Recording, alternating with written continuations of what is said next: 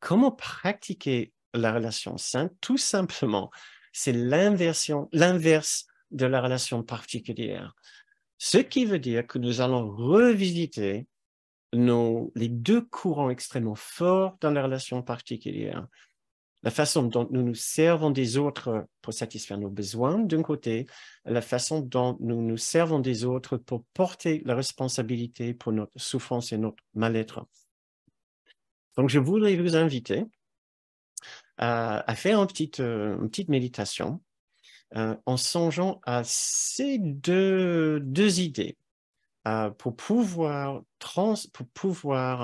changer cet aspect de toutes nos relations particulières, l'aspect des besoins. Donc, une étape peut consister à transformer nos besoins en préférences. Donc, oublions les exigences maintenant, oublions les attentes absolument essentielles et critiques, essayons de les mettre de côté, essayons de les radoucir un petit peu, essayons de transformer nos besoins et nos exigences en préférences. Là, c'était un refrain constant de Kenneth Wapnick pour nous, une sorte de conseil constant de Kenneth Wapnick, transformer nos besoins en préférences. L'autre chose que nous pouvons essayer de faire, c'est de chercher à satisfaire nos besoins entièrement à l'intérieur de notre pur esprit, dans la richesse, dans l'abondance, dans la plénitude que notre esprit pur, que le Christ en nous contient déjà. Et là, bien sûr, tout cela, c'est un travail à très longue échelle.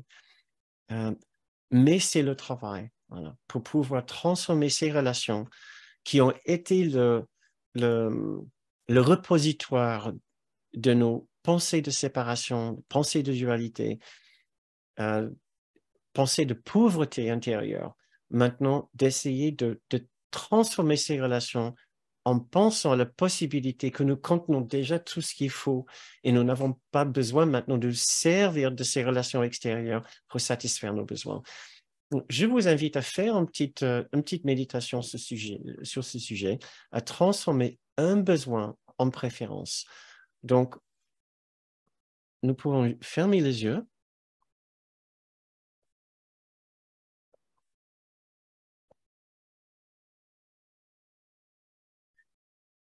Nous pouvons fermer les yeux et nous intérioriser quelques instants.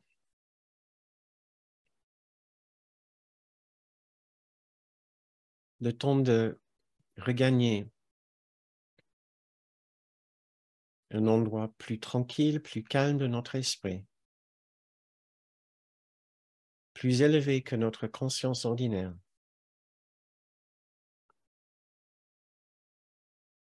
Un endroit plus libre où nous pouvons considérer les choses d'une façon différente maintenant.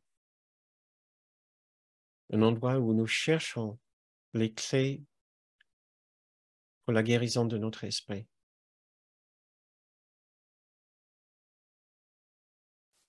Pensons maintenant à quelques besoins que nous avons dans nos relations, quelques exigences que nous avons. Ça peut être un besoin de reconnaissance, de valeur, d'inclusion, d'approbation, de satisfaction, d'attention.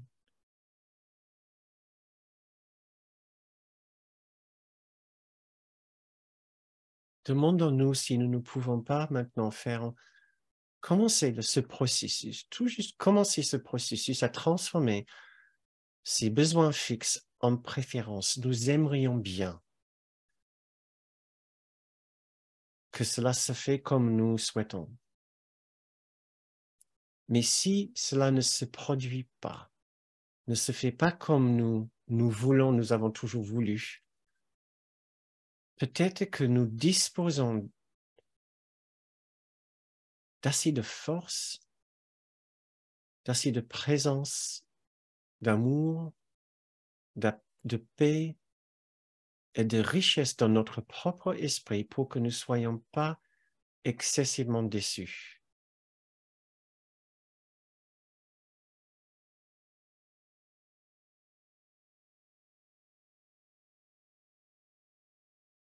Imaginons un instant que quelque part dans notre esprit, il existe absolument tout ce que nous avons toujours cherché.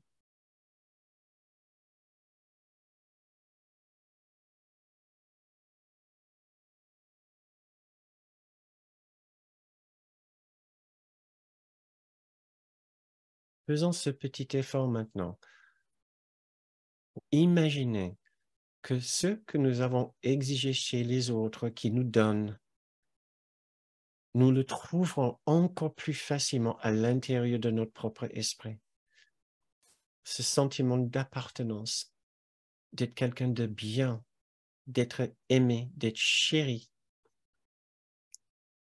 d'appartenir à une grande famille, d'être inclus, d'avoir une valeur, une grande valeur.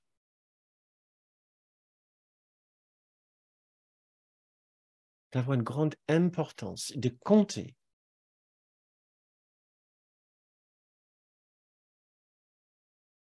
Essayons d'imaginer pour un instant que tout cela, nous allons trouver un jour au fond de notre propre esprit. Et c'est de cette façon que nous allons commencer à transformer nos relations particulières en une relation sainte, en libérant les autres de nos exigences et nos besoins, de nos attentes,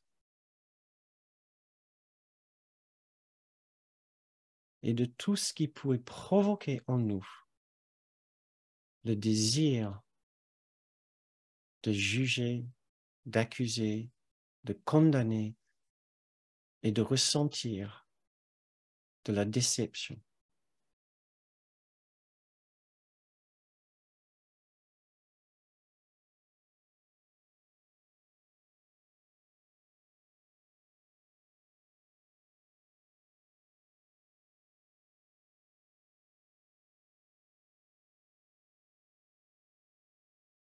Eh bien, je vous invite à revenir pour continuer.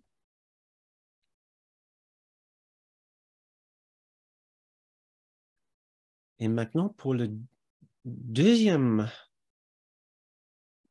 dynamique dans les relations particulières, c'est notre utilisation d'autres personnes pour porter la responsabilité de notre mal-être, de notre malheur, de notre sentiment de culpabilité.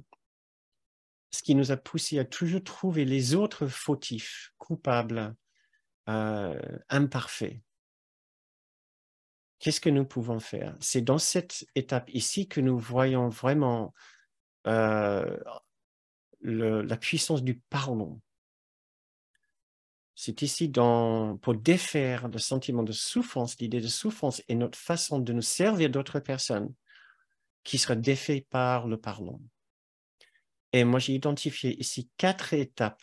Donc, nous n'allons pas pouvoir tout faire en profondeur ce soir, bien sûr. Mais voici les 4 suggestions, les 4 étapes pour transformer nos relations particulières en relations saintes en ce qui concerne notre façon de nous servir de nos relations pour prouver que l'autre est fautif et responsable pour notre mal-être. Premièrement, nous trouvons maintenant la vraie cause de notre souffrance dans notre propre esprit. Nous pouvons prendre responsabilité et nous pouvons nourrir nos besoins de l'intérieur comme nous avons déjà fait. Donc, premièrement, nous trouvons la vraie cause de notre souffrance dans la pensée de séparation, l'absence de bien-être, l'absence d'amour et de paix dans mon esprit n'est pas causée par notre personne, mais par la séparation de notre esprit de celui du Saint-Esprit, celui de Dieu, celui du Christ en nous. Deuxième suggestion, c'est que nous pouvons trouver l'innocence en l'autre personne au-delà de ses imperfections, au-delà de son ego.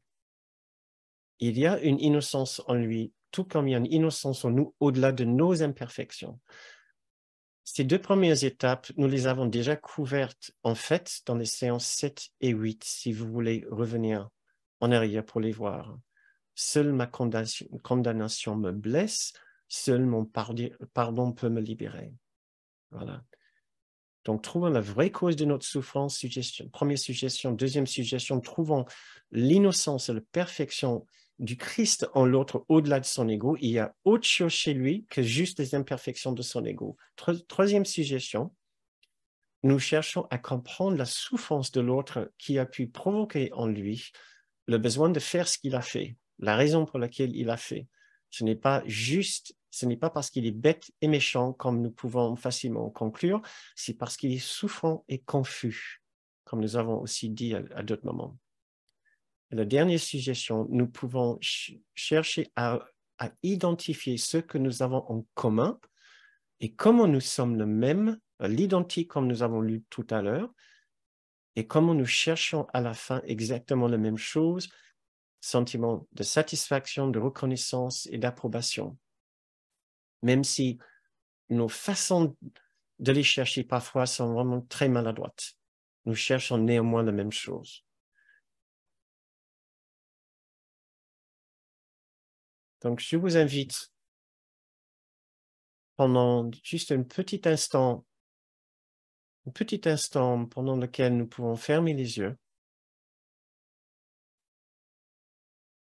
à vous tourner dans notre sanctuaire intérieur et essayer de trouver une relation que nous avons peut-être utilisée justement pour porter le blâme sur quelqu'un,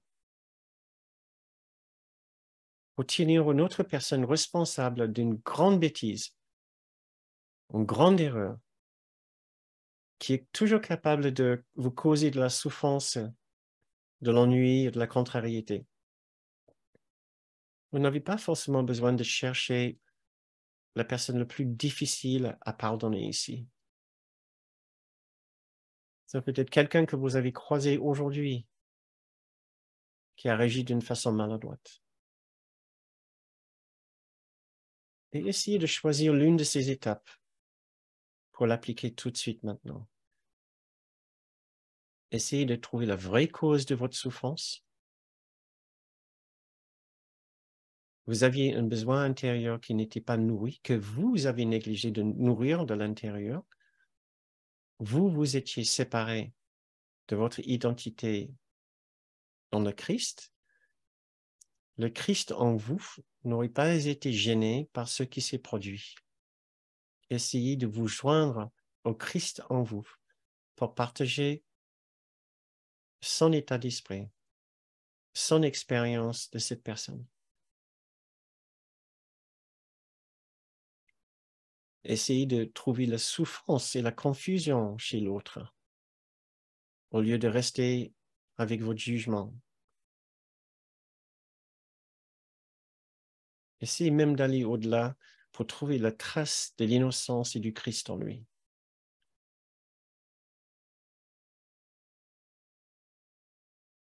Et enfin, si vous pouvez, essayez de voir ce que vous partagez en commun.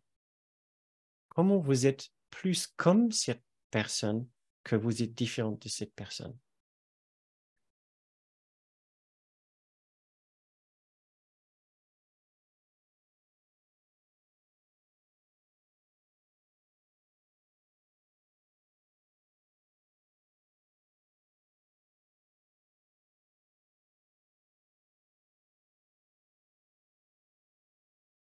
Eh bien, vous pouvez revenir à notre séance pour notre dernière méditation ce soir.